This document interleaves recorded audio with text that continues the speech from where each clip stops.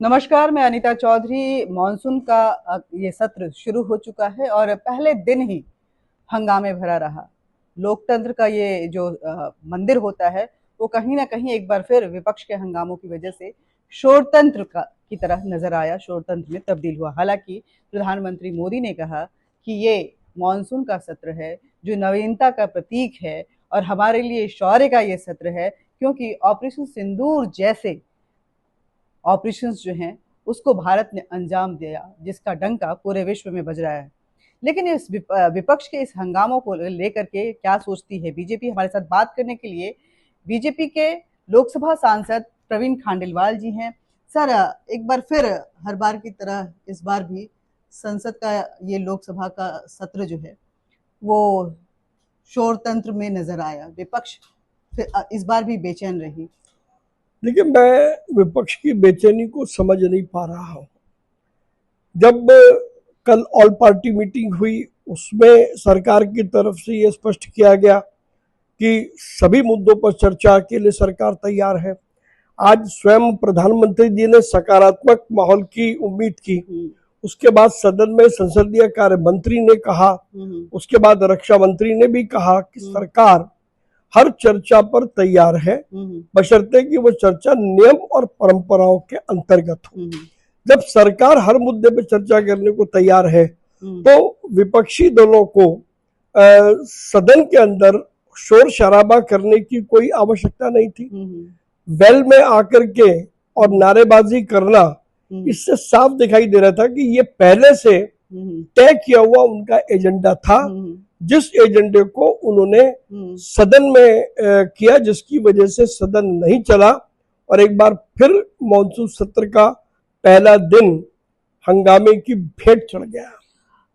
प्रधानमंत्री ने उम्मीद जताई कि सकारात्मक चर्चा के साथ ये जो सत्र है वो सकारात्मक जनता के कार्य के लिए काम करेगी। आप बोल रहे हैं कि हम चर्चा के लिए तैयार हैं, लेकिन विपक्ष के नेता राहुल गांधी का कहना है कि मैं विपक्ष का नेता हूं, लीडर ऑफ अपोजिशन हूं, लेकिन मुझे बोलने नहीं दिया जाता है सदन में।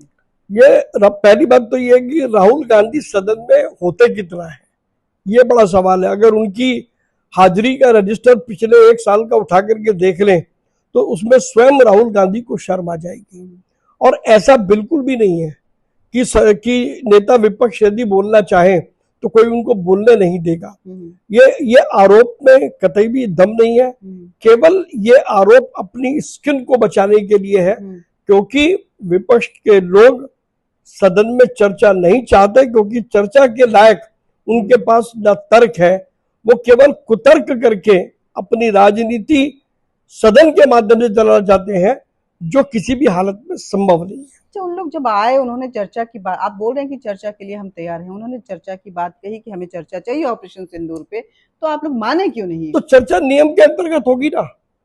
स्पीकर ने कहा कि आप हमको नोटिस दो, तो वो जो संसदीय प्रक्रिया है, जो संसद की मर्यादा है, आपको चर्चा करनी है, उसके लिए नियत समय है, आपको नोटिस देना पड़ेगा। स्पीकर नोटिस स्वीकार करेंगे, उसके लिए समय निर्धारित किया जाएगा।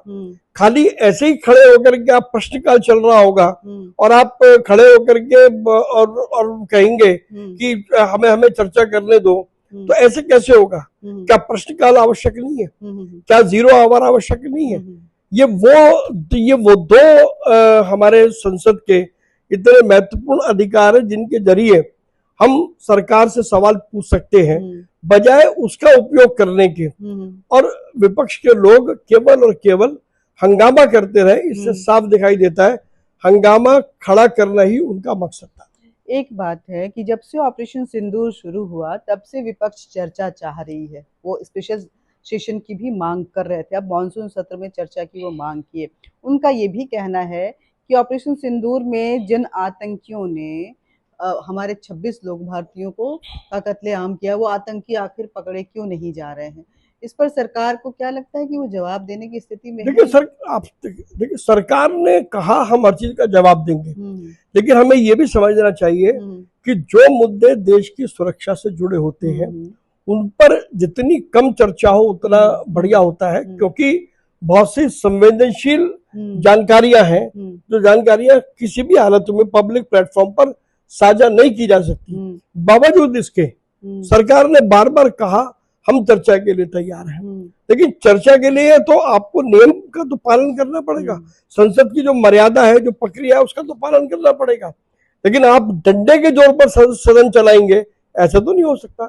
शिवराज सिंह चौहान ने कहा कि नेता विपक्ष जो हैं जिस तरह से हंगामे कर रहे हैं, सदन को चलने नहीं दे रहे हैं और अनर्गल तरीके से वो अपने सवाल पूछ रहे हैं और बयान रख रहे हैं, ये पाकिस्तान की भाषा बोल रहे हैं। देखिए, कुल मिला के ये वैसा ही है ना। हम अपनी सेनाओं के शौर्य की गाथा करें, हम अपनी सेनाओं का सम्मान करें, हम उन लोगों के प्रति श्रद्धांजलि अर्पित करें जो किसी भी कारण से निर्दोष थे, या हम और चर्चा करें कि देश की सुरक्षा को मजबूत कैसे कर सकते हैं, उसमें सार्थक सुझाव दें। ये इसीलिए सदन बना है। लेकिन विपक्ष को तो ये करना नहीं है। ना तो विपक्ष के पास सुझाव है, ना विपक्ष के पास तर्क है। विपक्ष के पास केवल और केवल आरोप है और कुतर्क है, लेकिन आरोप और कुतर्कों से सदन नहीं चला करता। बहुत बहुत धन्यवाद आपका। देखिए, मानसून का ये सत्र जब शुरू हुआ तो ऑपरेशन सिंदूर के बाद पार्लियामेंट का ये पहला सत्र था।